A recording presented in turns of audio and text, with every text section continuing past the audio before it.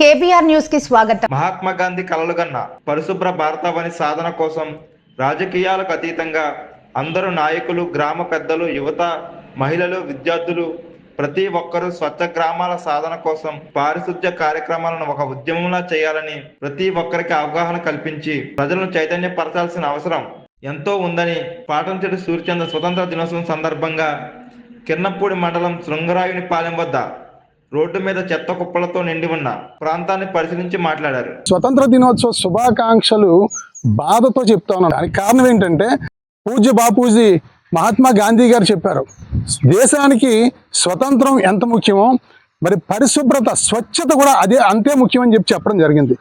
జగ్గంపేట నియోజకవర్గం కిర్లంపూడి మండలం ఎస్ఎంఆపురం శృంగరాయునిపాలెం గ్రామాలకి ఎంట్రన్స్ లో ఇక్కడ ఏ రకంగా ఉందో మనం చూడొచ్చు పరిస్థితి. స్వచ్ఛతతోనే మరి అందరూ కూడా అభివృద్ధి చెందుతారు, ఎక్కడైతే స్వచ్ఛత ఉంటుందో అక్కడే అభివృద్ధి ఉంటుందని చెప్పేసి మహాత్మా గాంధీ గారు 100 సంవత్సరాల క్రితం చెప్పడం జరిగింది.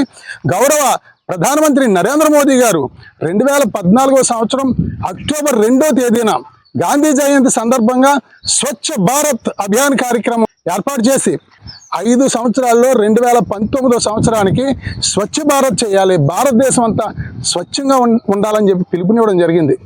ఇన్ని సంవత్సరాలైనా సరే ఇదే పరిస్థితి.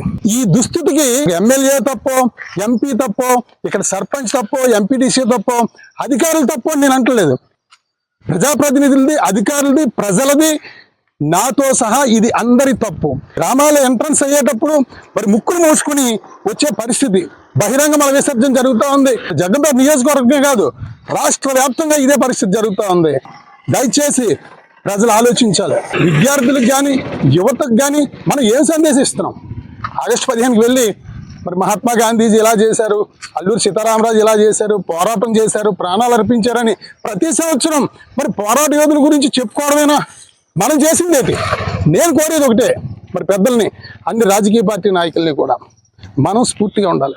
ప్రాణాలు అర్పించినటువంటి పోరాట యోధుల గురించి మనం ఏ రకంగా చెప్తున్నామో మన గురించి మన పిల్లలు చెప్పుకోవాలి. దయచేసి ఆలోచించండి.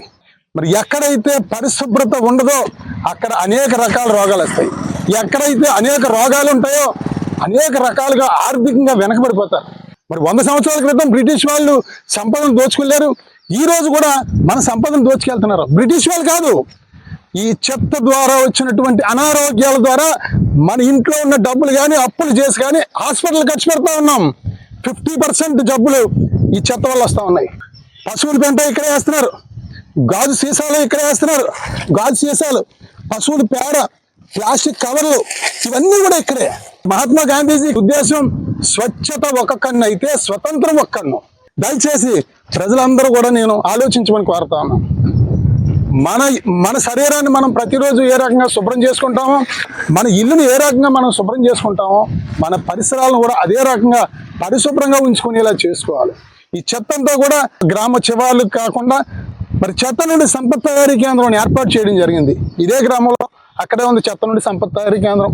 ఆ చెత్త నుండి సంపత్ తయారీ కేంద్రంలో ఈ చెత్త అక్కడికి వెళ్ళడం వల్ల ఈ పచ్చగడ్డి కానీ, పేడ కానీ ఇవన్నీ కూడా కుళ్ళిపోయి వర్మి కంపోస్ట్ తయారవుద్ది. అదే రకంగా ఈ ప్లాస్టిక్ కవర్లు కానీ, గాజు సీసాలు కానీ ఇవన్నీ అమ్మడం వల్ల ఆదాయం వస్తుంది.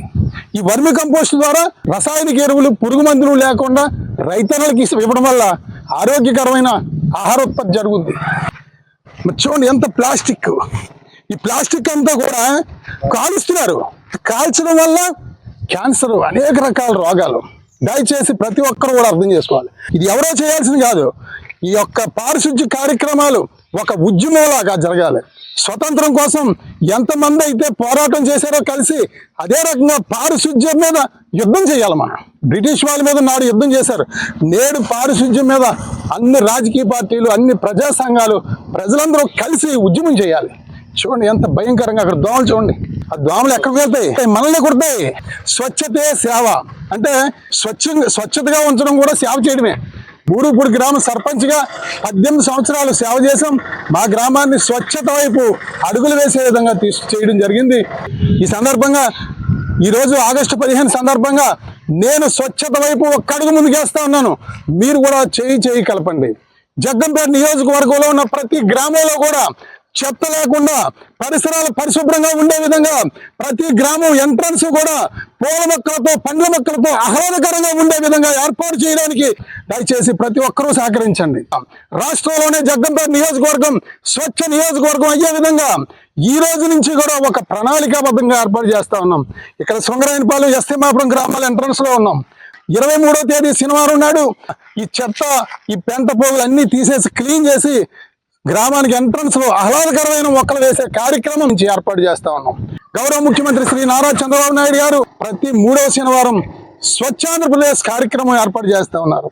వారిని స్ఫూర్తిగా తీసుకుని జగ్గంపేట నియోజకవర్గంలో ప్రతి శనివారం కూడా స్వచ్ఛ జగ్గంపేట నియోజకవర్గ సాధన కోసం శక్తివంచన లేకుండా కృషి చేస్తామని చెప్పి తెలియజేస్తూ జగ్గంపేట నియోజకవర్గ శాసనసభ్యులు శ్రీ జ్యోతుల నెహ్రూ గారు సహకారంతో వారి ఆధ్వర్యంలో జగ్గంపేట నియోజకవర్గంలో ఉన్న అన్ని రాజకీయ పార్టీలు, అన్ని ప్రజా సంఘాలు, అందరి యువత భాగస్వామ్యంతో ప్రతి గ్రామం ఎంట్రన్స్ లో చెత్త కుప్పలు లేకుండా ఆహ్లాదకరమైనటువంటి మొక్కలతో స్వాగతం పలికే విధంగా ఏర్పాటు చేయడం జరుగుద్ది.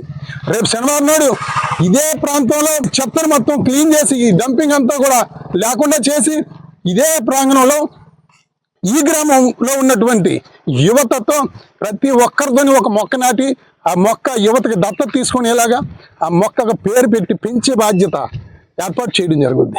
ఇది ఒక మహా ఉద్యమంలో చేయడానికి ప్రతి ఒక్కరూ ఆలోచించాలి.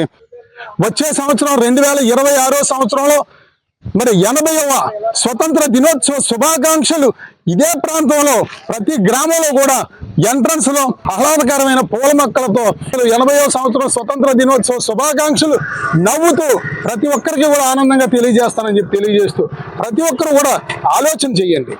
ఇది మనందరి బాధ్యత. ప్రతి ఒక్కరూ చేయి కలిపి ఈ యొక్క చెత్త సమస్యను మనం పరిష్కరించేలా చేయాలి. ఇది చెత్త మీద యుద్ధం చేయాలి మనం. దయచేసి ప్రతి ఒక్కరూ కూడా ఈ కార్యక్రమంలో పాల్గొనాలని కోరుకుంటూ ఈ యొక్క కార్యక్రమం మీద మీ సలహాలు సూచనలు తెలియజేయండి. వీడియోని ప్రతి ఒక్కరికి కూడా వెళ్ళే విధంగా షేర్ చేయండి మంచి సమాజం కోసం. నమస్కారములతో పాటంశెట్టి సూర్యచంద్ర, జగ్గంపేట నియోజకవర్గం ఇండిపెండెంట్ ఎమ్మెల్యే అభ్యర్థి. జై స్వచ్ఛ భారత్, జై స్వచ్ఛ ఆంధ్రప్రదేశ్, జై స్వచ్ఛ జగ్గంపేట నియోజకవర్గం.